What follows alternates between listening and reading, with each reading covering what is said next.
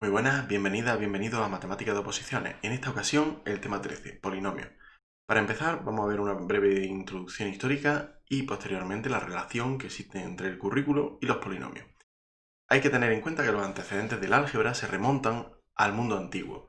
Por ejemplo, en el antiguo Egipto se conserva aún hoy el papiro de Rin, en el que se recogen problemas parecidos a las que se tienen de una noción intuitiva de álgebra.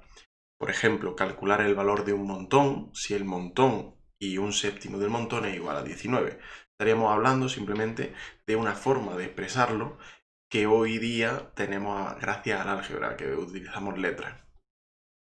Sin embargo, sus contenidos, los contenidos que utilizaban, se restringían al uso de la aritmética elemental y sobre ejemplos concretos, ninguna norma general de las que fueron surgiendo posteriormente. De esta forma, en estos papiros se resuelven problemas porque requieren unas ecuaciones particulares, que no son ecuaciones generales y que se especificaban solo y exclusivamente para el caso en el que fueran necesarias. En Mesopotamia, el sistema de numeración que tenía, el sistema sexagesimal, les facilitó el desarrollo y realización de los distintos procedimientos de cálculo que eran necesarios, que se encontraban necesarios para poder resolver los problemas algebraicos, algunos de ellos. De hecho, fueron los primeros que empezaron a llamar a la x, una variable, al lado, hablaron del lado y de cuadrado, refiriéndose a x y a x al cuadrado.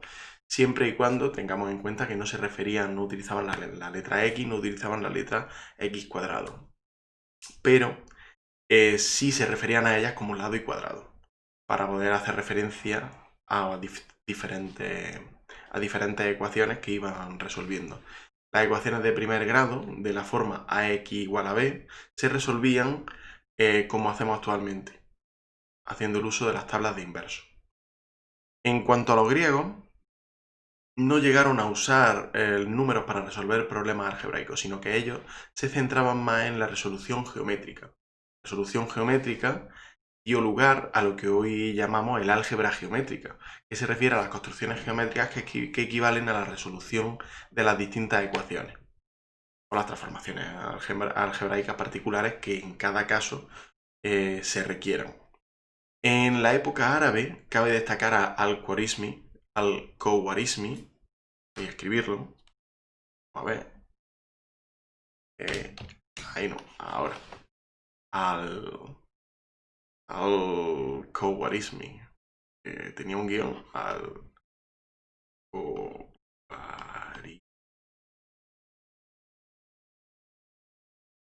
que fue el primero en acuñar, bueno, en una de sus obras, acuña diferentes términos, y el primero en acuñar la palabra álgebra, de la que proviene la palabra álgebra, que quería decir, que significaba restauración, haciendo referencia a ese equilibrio que existe entre las dos partes de una misma ecuación.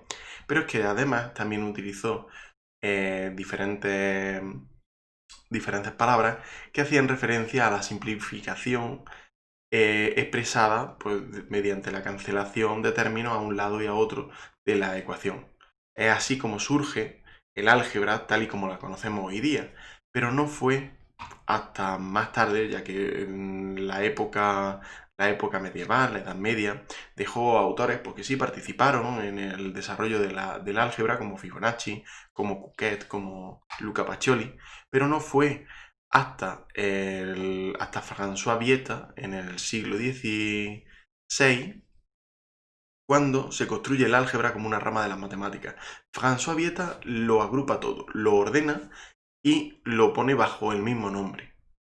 Su mérito reside en que lo ordenó y lo adecuó pues, al material que había, todo el material que había existente para otorgarle un sentido lógico. La evolución del álgebra culmina, llega a su punto álgido con la demostración del teorema fundamental del álgebra por parte de Gauss, y hasta el siglo XIX, pero no es hasta el siglo XIX cuando empieza a basarse en la teoría de conjuntos para poder trabajar, para poder desarrollar todo su potencial. Las aplicaciones de los polinomios, pues, y son innumerables. Para empezar, las expresiones polinómicas aparecen desde la fórmula de la área hasta implementadas en las calculadoras para aproximaciones numéricas, ya que los polinomios son funciones que, bueno, las funciones que son polinómicas nos van a facilitar, que son infinitamente derivables, que se pueden calcular, que tienen diferentes propiedades que son esperables, que son deseables. Y cuando tenemos diferentes funciones que no conocemos o que no podemos derivar o que no sabemos cómo hacerlo, lo ideal, ya vendrá el polinomio de Taylor, que aproxima funciones, y vienen diferentes aproximaciones numéricas por medio de esta herramienta que son los polinomios. Pues esas son las principales aplicaciones que tienen.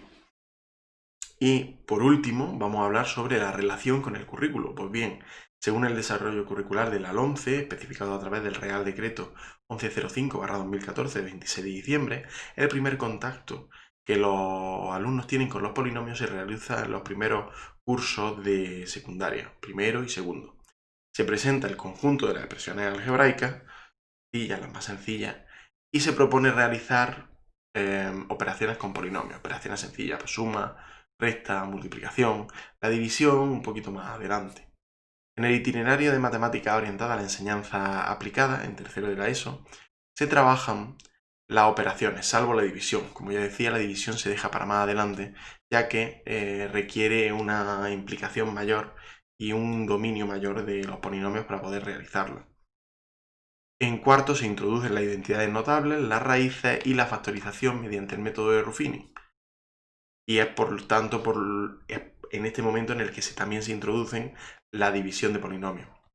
En cuanto a la enseñanza académica, es un poco más exigente. Ya en tercero, cuando se realiza la factorización de polinomios, y en cuarto, de cuarto grado por Ruffini hasta cuarto grado, y en cuarto, cuando se realiza el uso de algunas otras técnicas de factorización. Con ello finalizamos la introducción y el currículo, así que muchas gracias por todo y nos vemos en la próxima. Adiós.